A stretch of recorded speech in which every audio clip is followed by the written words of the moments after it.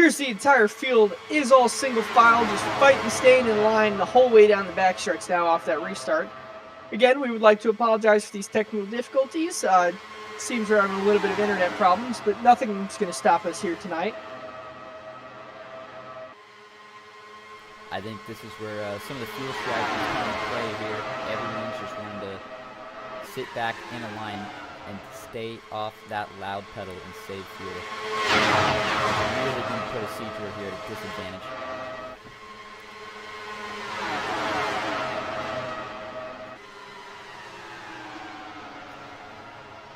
I believe that was Jeffrey Davis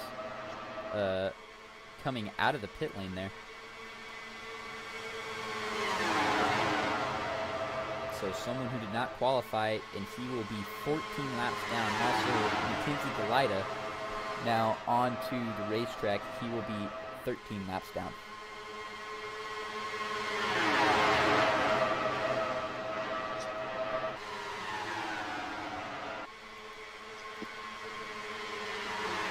Robert Anderson from the back of the pack, he is setting the fastest laps of the race. He just set a sub 44 second lap, just sitting back there. As we have a car into the outside wall, hard, that looks like Christopher Kresge once again. That is going to be night over for him, unfortunately. As we stay green, in the Dallara X-Treme Series, if there's only a single car incident, green flag stays out as long as there is no danger to any other driver on track. Everyone made it through cleanly, we will stay green. I think we got...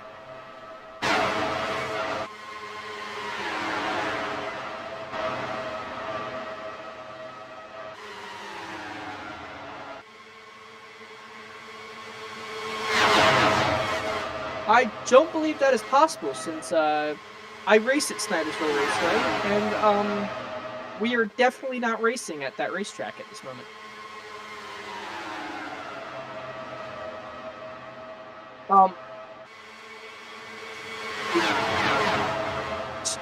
Sir, we are.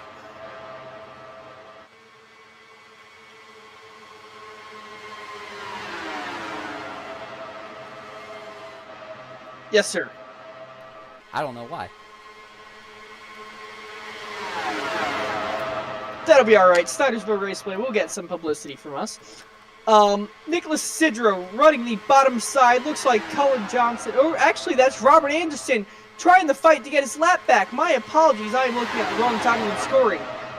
If he succeeds in getting this lap back and the caution were to come out, he would not need that lucky dog, and Nick Simone would end up getting the lucky dog. It'd be a win-win situation for both those drivers. Yeah, it's going to be really big here to see if he can get his lap back.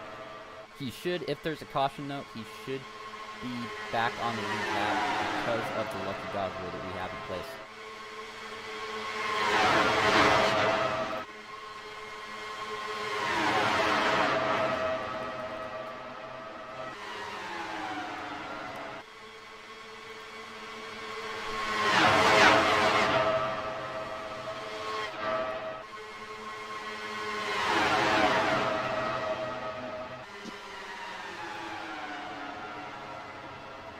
Does look like Robert Anderson is going to need someone to help him make that move on Nicholas Cedro. It's getting very difficult to do it by himself, but Cullen Johnson looking to the high side with him. Will that be enough for Robert Anderson to go get his lap back? Not quite enough. Nicholas Cedro still going to hold on to that position. Cullen Johnson still following just behind, trying to look for any move he can make to get around both Robert Anderson and Nicholas Cedro, try and take that lead position as they're going 3 wide down the front straightaway. About to say, he's really going to need to try and get a run down the front stretch if he's going to be able to pass the Cedro here. And if that's really the only way, I think the back stretch is going to work. Nicholas Cedro, one of the most talented drivers across the TNT family of series. He is one of the guys in points contention, along with me and Dakota, for the TNT Special Events Championship, and here we are seeing him in DXS, running all the way at the front. You hear his name mentioned every single race here in this series. He is just a top-class driver.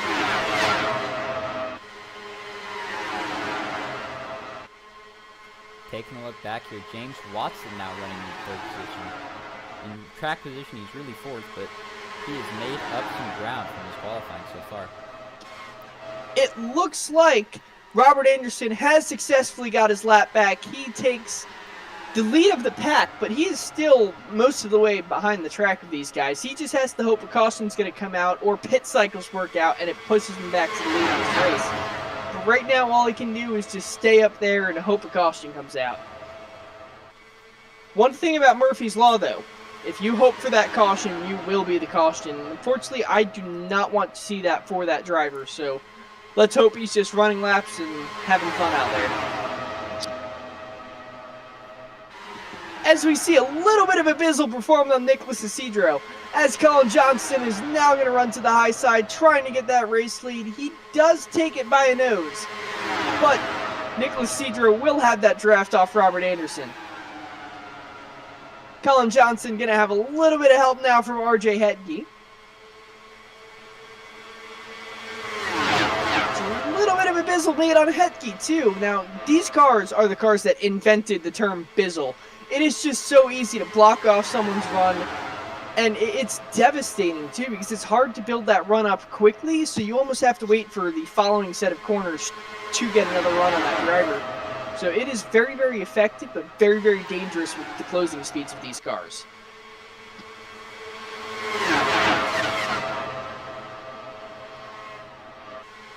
Laps to go here, and I'm really starting to wonder when people are going to be pitting. About 10 laps since they pit the last under caution. How long are they going to be able to go? Are they going to be able to make it on one stop? As we see, that looks like James Watson forced to go below that white line.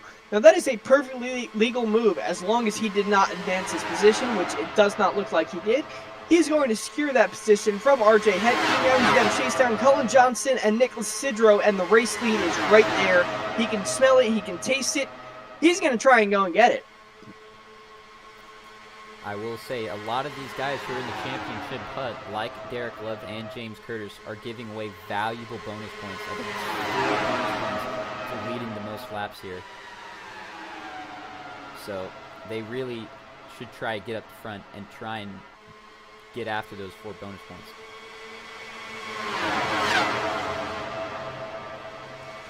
As we see Robert Anderson trying to break the draft and block your race leader. This is just insane to watch how these drivers are running around this track.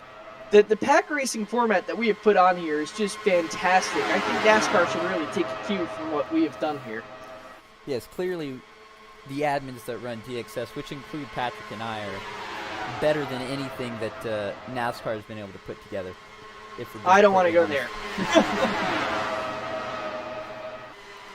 I don't know. We seem to be able to make pack racing look interesting. And safe.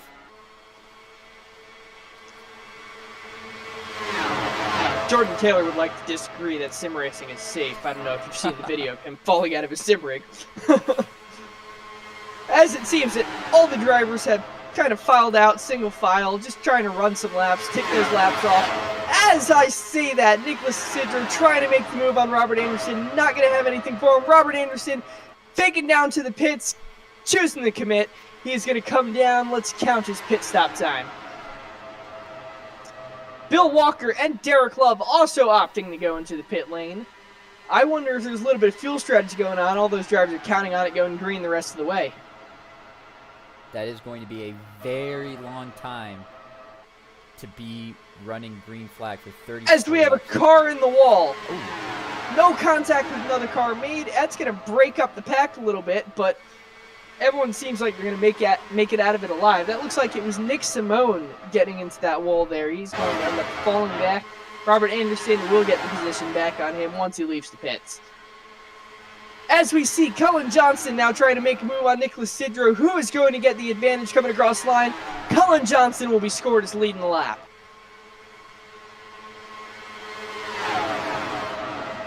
Nick Simone coming down for his pit stop. Going to be interesting to see if he's going to have to take a longer pit stop because of damage he got from hitting that wall, because he did have to use his fast repair after the first caution.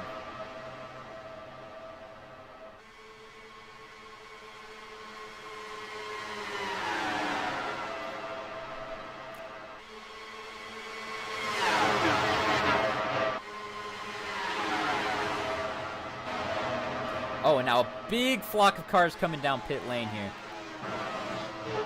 I'm curious to see any contact, anyone speeding. Looks like everyone manages to get it slowed down the pit road speed.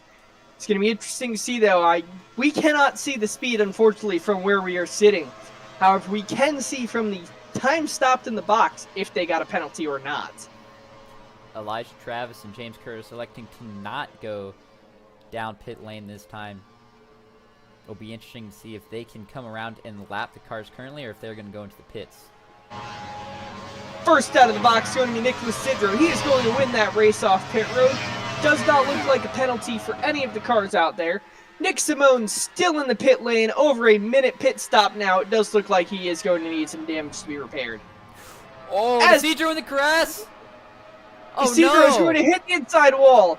He is going to need to take that backup car after he enters the pit lane again. That is a devastating blow to this race. It looks like James Curtis still remains your leader. It looks like James Watson, RJ Hetke, and Cullen Johnson are now your top three in the overall race lead after James Curtis and Elijah Travis do have to pit. Elijah Travis, speaking of him, he is in the pit lane. 7 seconds in the box, 8 seconds in the box. He's now out of the pit lane. That was a very, very long pit stop. I'm curious if that extra fuel he had to take really slowed him down. That is absolutely brutal for Nicholas Lucidro, leading most of the laps here and just lost it coming out of pit exit. Let's take a look on board at that replay here.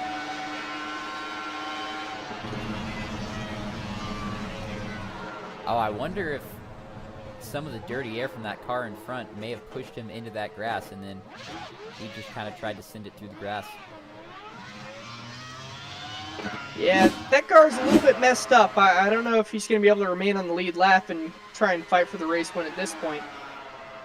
Although he is exiting the pits, taking that backup car, it looks like he's only going to lose one lap, but he will remain with this pack of cars.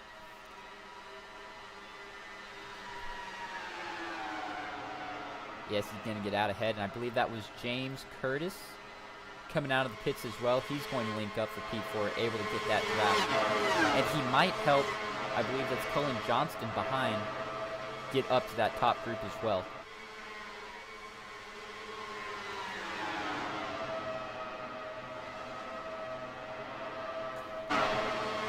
That lap car in front of the group top three, and Kinsey Dallara being scored currently 12 laps down.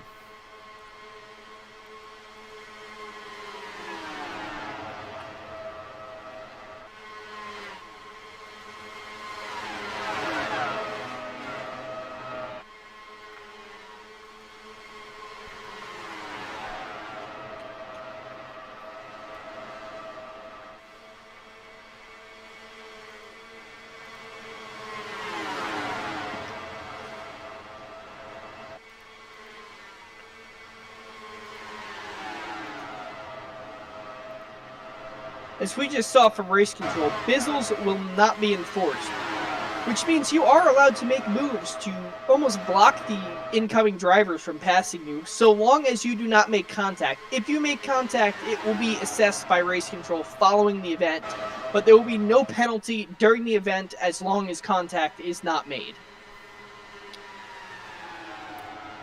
We have a couple of specialized cameras just for the Indianapolis Motor Speedway here. Let's go to our first one, the spotter perch cams. These are, since the Indianapolis Motor Speedway is so big, it requires 2 different spotters per car, one in turn 3 and one in turn 1. This camera shows cams in both of those perches where the spotters sit.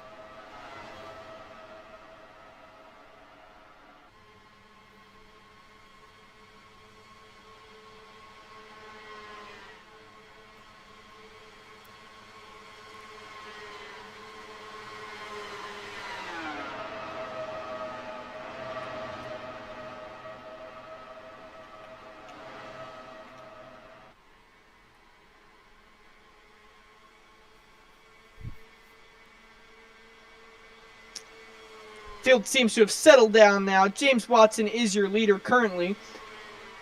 RJ Hetke is following behind. I would expect to see a move out of RJ Hetke. However, the field does seem to have calmed down. I think everyone is just trying to run some laps, tick some laps off the lap counter, and really make their move count as the race comes to a conclusion. and it seems like Cullen Johnson is really bridging that gap between that first pack and the second gap, and has allowed them all to catch back up. I think we might get a bit more racy here, so there's a car looking on the outside here. That car on the outside does look to be like Robert Anderson, trying to claw his way back up and try and regain that lap. As he does manage to clear James Watson, he gets his lap back. So long as the caution does come out before the conclusion of this race, he will be back up with that pack and trying to claw his way back through that field one more time and trying to secure himself that race win once again.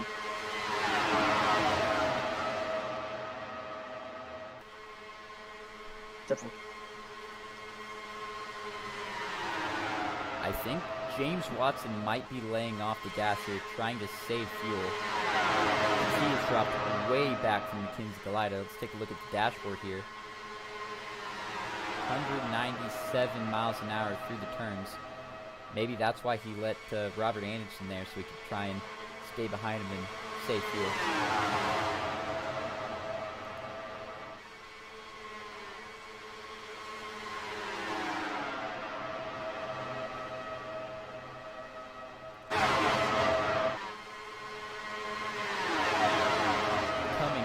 Lap 36 will give you a chance to break it up here.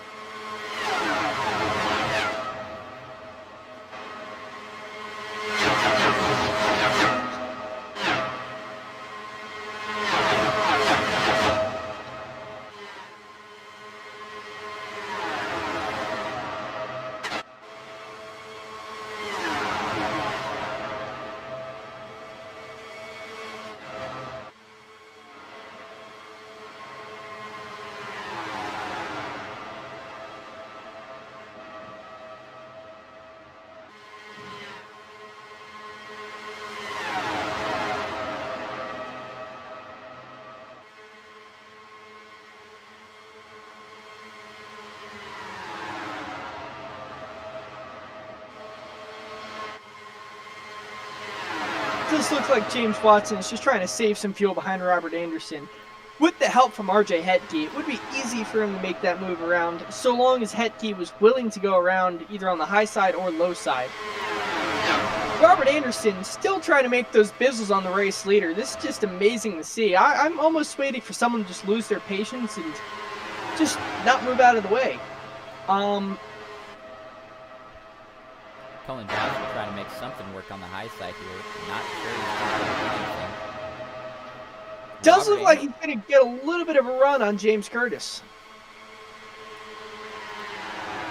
He will be able to steal the move at the line, but I don't know if he's going to be able to hold it through turns 1 and 2. Oh, he will. He was side by side with RJ Hetke now. He is really trying to make it up to that front of the field. He did get a bit of help from Robert Anderson, and it looks like he might get some more help here. Robert Anderson definitely running that second groove rather than down to the white line, but Cullen Johnston not getting into that draft.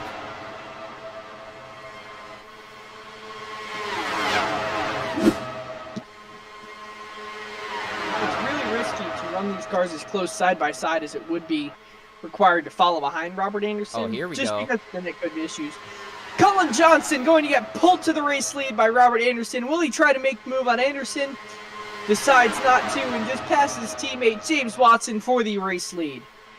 Still going to try something at Robert Anderson. Does he know that Robert Anderson is not for position? He may not, and he might be about to lose everything that he just worked for here. He's got some help on the high side, but I think Anderson staying on that white line is going to be able to keep the front of that pack.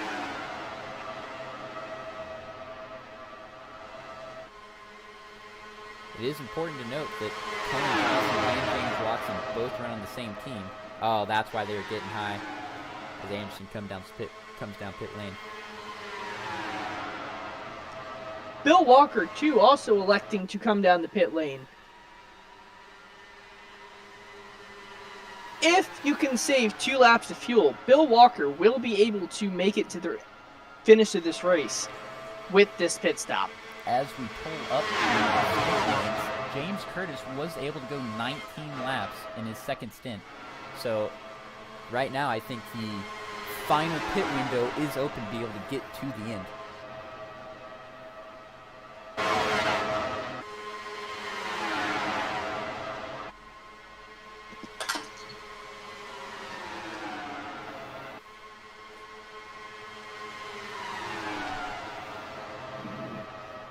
I expect on lap 43 or 44, we see the majority of this pack dive down at the pit lane once again.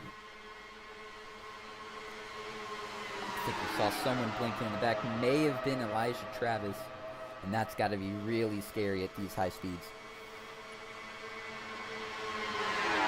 Oh yeah, anytime you have a car blinking near you, no matter if you're at a tiny short track just running Miatas, maybe at the, I don't even know, a little tiny road course, or if you're running at these speeds around the Indianapolis Motor Speedway, a blinking car is the most nerve-wracking thing, especially when you're fighting for race wins up there in the main pack. As we see most of the field diving down towards the pit lane, it's going to be James Watson, RJ Hetke, TJ McMurray, and Ty Richter, along with Derek Love following them into the pits. Going to be very interesting here. Cullen Johnston, James Curtis, a part of TWR, not coming down with James Watson and Thaddeus McMurray. You have to remember, James Watson is the team director. He is the owner of Team Watson Racing, obviously, as you can tell by the name. He is not in the voice chat tonight. He is recording a podcast as he races, which is absolutely impressive for someone to be doing and competing this well. So I wonder if he's not able to communicate with the drivers if they're all running a different strategy because of this. As we see, oh, they leave Cullen out to dry, or excuse me, yes, sorry, that was Cullen. They leave him out to dry. He's going to be pitting all by himself. This is going to be absolutely terrible for Cullen Johnston. I don't know if he's going to be able to recover from this one. Without a draft, you're going to be going so much slower than everyone else. He might end up going a lap down because of this. He's going to need a very quick pit stop here. We'll pull up the time. If he's able to get a quick pit stop, he will be able to stay with the draft, but it is going to be very tight here. Almost a 7-second pit stop. That was slower than anyone else that had made the pit stop on the other run. And here comes James Watson around to pass him.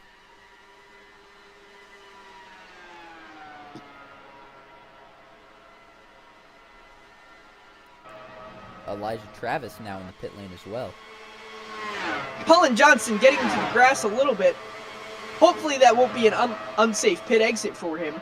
As he's able to stay almost with that pack, he's going to be able to get the draft back up to them, and it's not going to be the end of the world for him.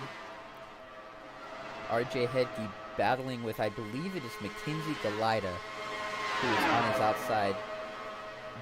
Main question is he going to be able to get up to James Watson here?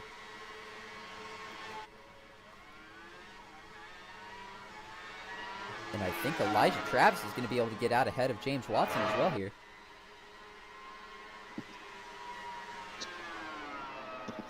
Elijah Travis still with a really slow pit stop. That was a 7.18 second pit stop. That is almost half a second slower than anyone else we've seen on this field. Able to hang on to that technical race lead. James Curtis still leads the race, but I don't know how much longer he can stay on that racetrack. And without any drafting help, he's slower than everyone else. He's losing time every lap he stays on this racetrack. He is... Oh, he is only 30 seconds in front of everybody, in front of everybody else. He was not able to lap anybody, so yeah, he really needs to come in either this lap or the next lap. Speaking of which,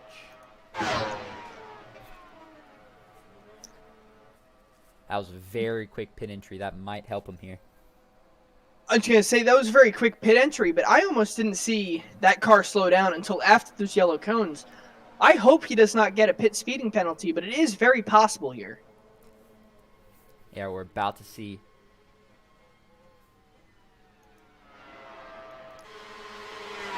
the lead pack coming out of turn 4. James Curtis is off. Pit time of 6.65 seconds. Will he beat the field out? He is out of the pit lane. He is on the access road. It does look like he is going to retain that race lead so long as he does not touch the grass like so many other drivers have so far. Looks like it's going to be a clean exit out. James Curtis will retain your race lead. That is huge. He's 2 seconds, but that 2 seconds ahead of Elijah Travis in second. That gap is quickly closing. He will be a sitting duck once those top 3 cars get to him. You do have to remember though, Bizzles are legal. He is allowed to block them as long as no contact is made. So I'm curious to see how he decides to block off this run.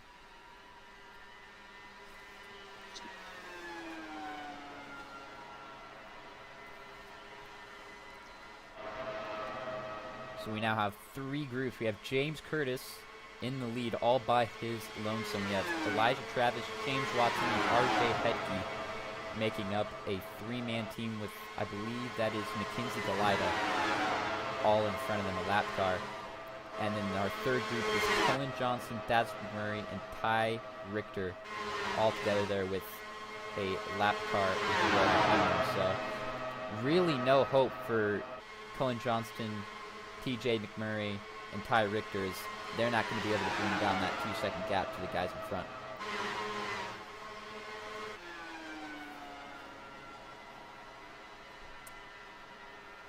James Curtis able to stay in front of Elijah Travis here.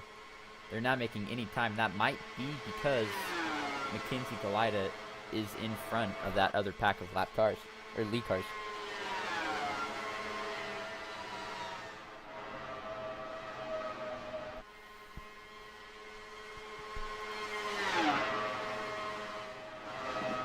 Elijah Travis now pulling off actually over a second gap over James Watson or RJ Hetke. He is pulled away from that pack trying to chase down James Curtis. It almost looks like he's bump drafting that car. Something has to be up between RJ Hetke and James Watson here. One of them has damage maybe. This is very strange. They were all together in a pack.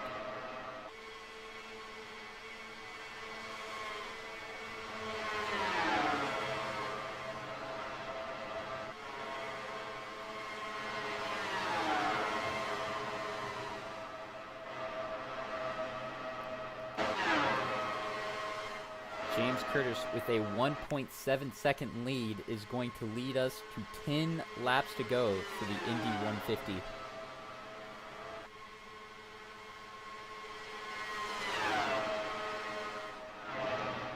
Will anyone have the power to chase James Curtis down? Will there be another caution that bunches up the field? I don't know. This track is always so unpredictable with these cars on it. These cars race around this big flat track like stock cars at Daytona or Talladega. I know I can keep comparing it to stock cars, but it's the closest thing I can relate it to, just because of the way these things race around here.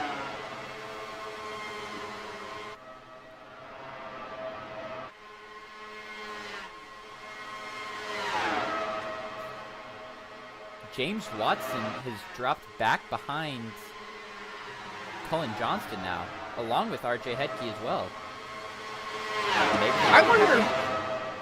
I wonder if James doesn't have enough fuel to make the finish of this race. If he's trying to just save and kind of recover what he can of the race, kind of play a little bit damage control. That could be very possible. Let's bring up the pit lap. He pitted on lap number 42, so 18 laps of fuel. He may have been calculating the fuel when he was sitting behind people rather than being out in front.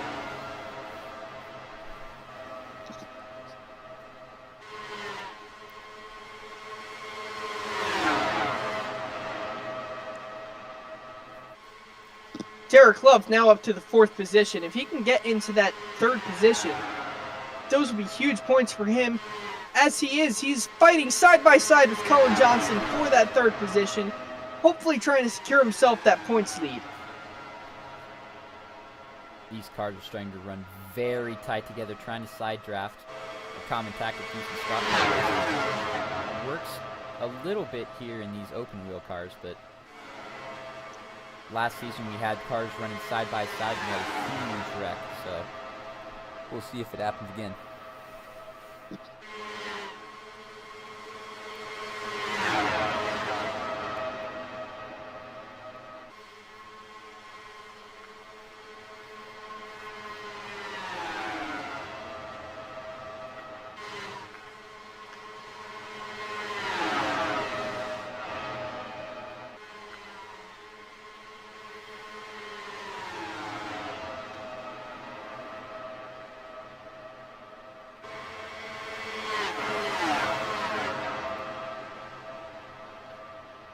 And now Cullen Johnston and Derek Love are pulling away from RJ Hedke and James Watson. This is...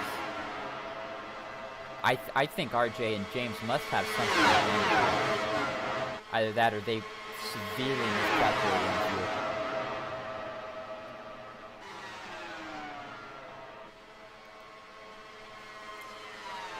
Oh, Derek Love, RJ Hedke, James Watson, and Thad McMurray back into the pit lane.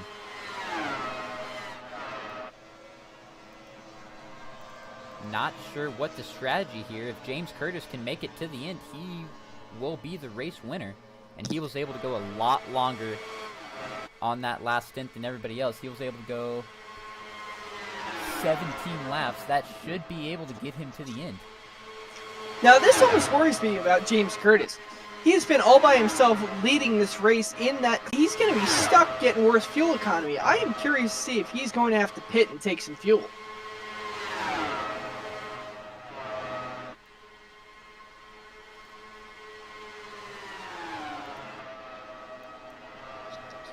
It'll be very close to see here. He pitted on lap 46, so he only has to go 15 laps on that tank of fuel, so he might be able to make it.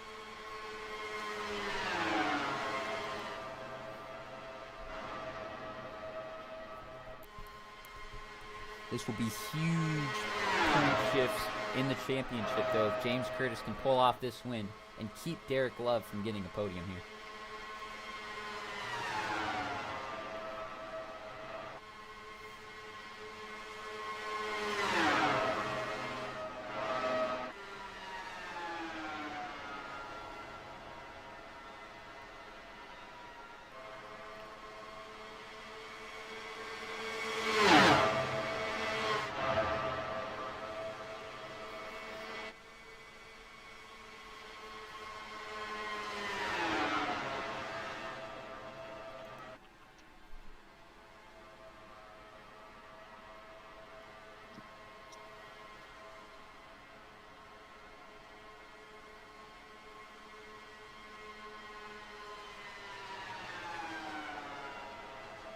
James Curtis being tailed by Bill Walker. Those two in a tandem, even though Bill Walker is a lap down, they're able to just keep pulling away. James Curtis has actually built time on Elijah Travis sitting up there by himself. I'm curious to wonder why James hasn't let Bill Walker pass and try and sit in that draft and save just a little bit of fuel just in case. Very surprising. Forbid something happens and we end up getting a green-white checker. I don't know if he has enough fuel to make that green-white checker. I would definitely be sitting behind Bill Walker, just cruising around this track. I mean, he has a 2-second gap back to Elijah Travis. That's plenty of time to just sit back there and relax. We'll see if he can keep that 2-second gap, as there's 2 laps to go here at the Indy 150. We had McKenzie Galida crash a few seconds ago, but no caution since it was a single-car incident.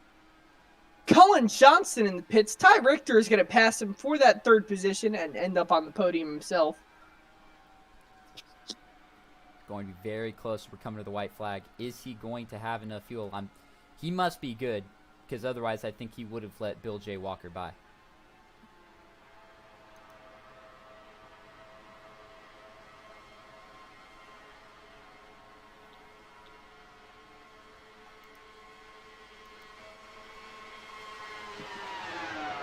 White flag here. James Curtis, Elijah Travis, and Ty Richter. Elijah Travis 3 seconds back now. He might be saving fuel. If James Curtis can make it to turn 4, he might have the win here, even if he runs out of fuel.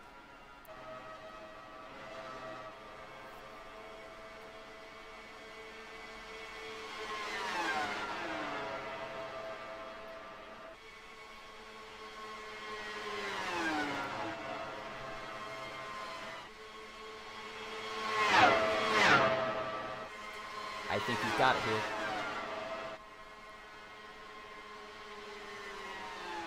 Coming down the front stretch for the Season 2 Indy 150, James Curtis is your winner.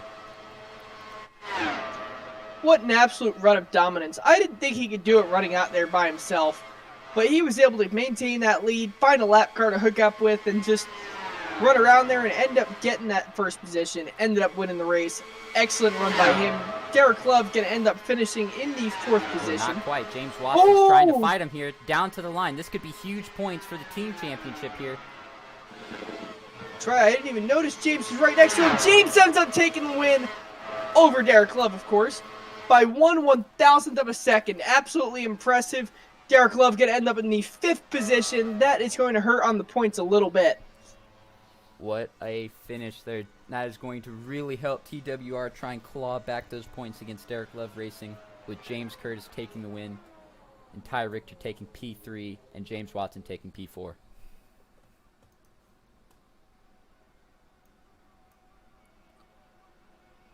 What a race that was. I'm honestly surprised by the fuel calculations there from TWR, except for James Curtis. Everyone else was able to really just keep all the fuel they needed, except for James Watson there and the rest of his crew. Very surprising to see them come down pit lane.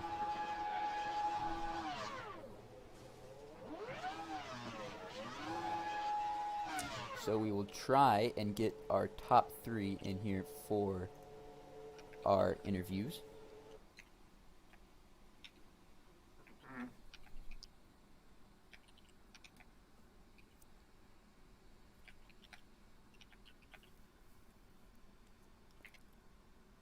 While we wait for that, let's bring you your race results here.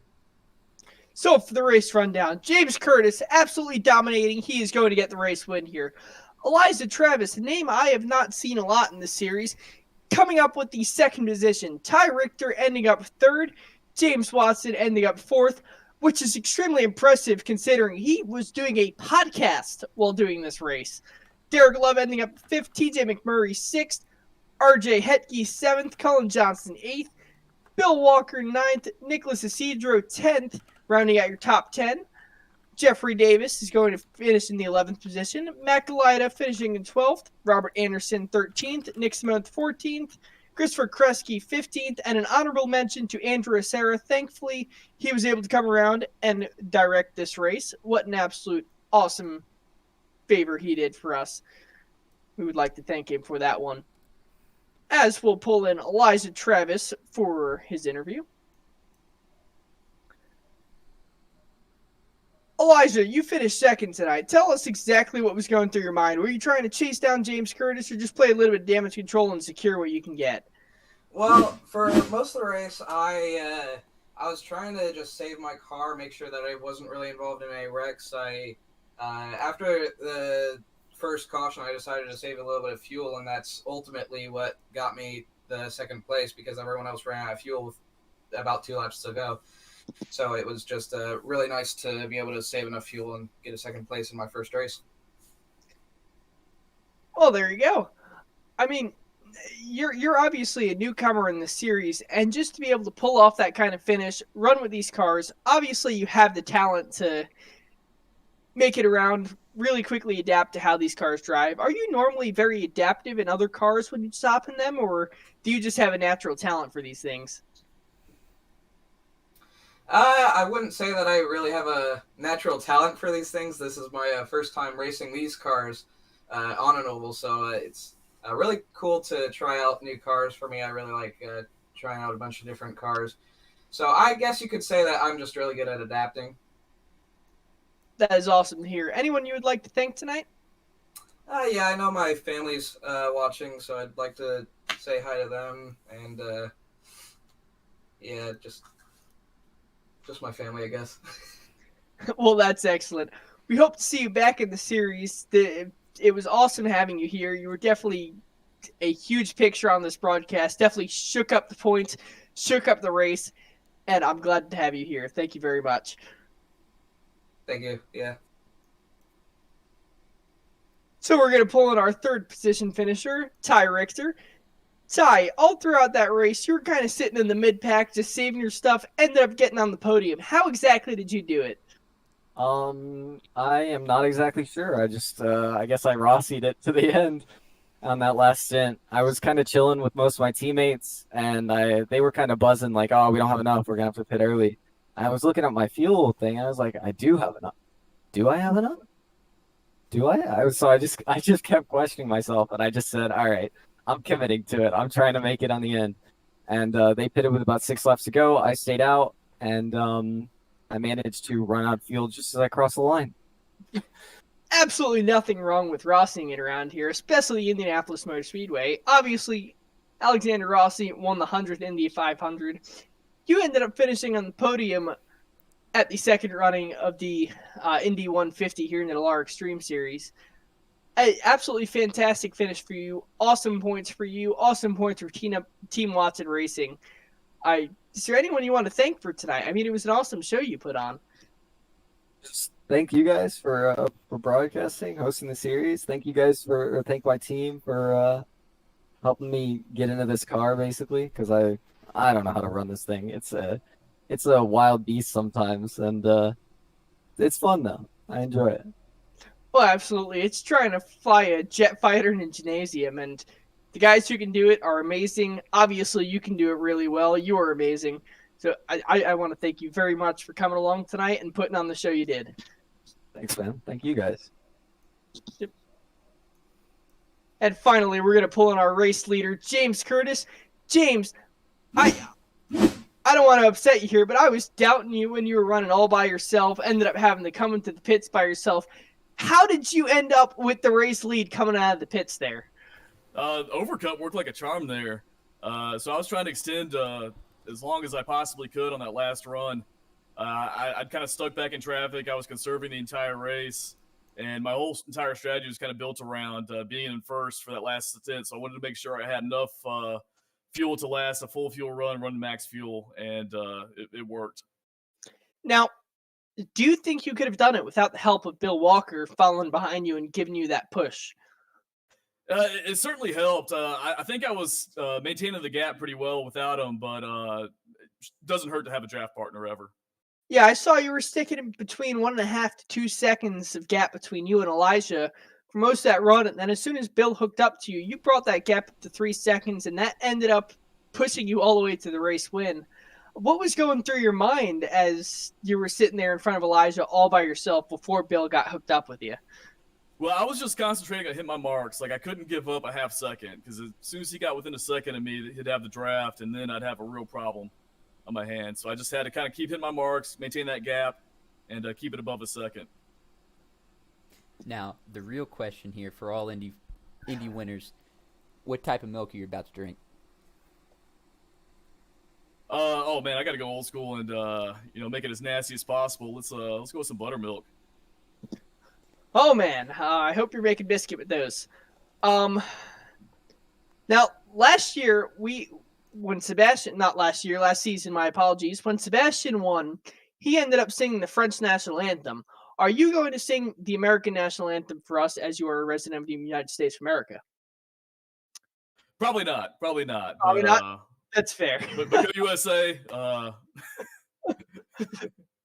I'm going to spare everybody my singing voice, though, because I think that's probably in the best interest of the country. That's fair. That is completely fair and understandable. Anyone you want to thank for tonight? Well, hey, I want to thank everybody out there watching on NRN, everybody out there watching on Twitch, coming out and supporting the race. It was a fun one. Little crazy, a lot of fuel saving there, not a whole lot of battling, just a good old-fashioned pit strategy battle, and worked out today. That's excellent. Well, you have a good night, sir. I want to thank you very much for coming out, running that Sundrop paint scheme. Sundrop, one of my favorite sodas, of course. And hope to see you again in the series. Thanks, Patrick. Yep. So, Connor, what are your final thoughts on what happened tonight and what this race ended up becoming?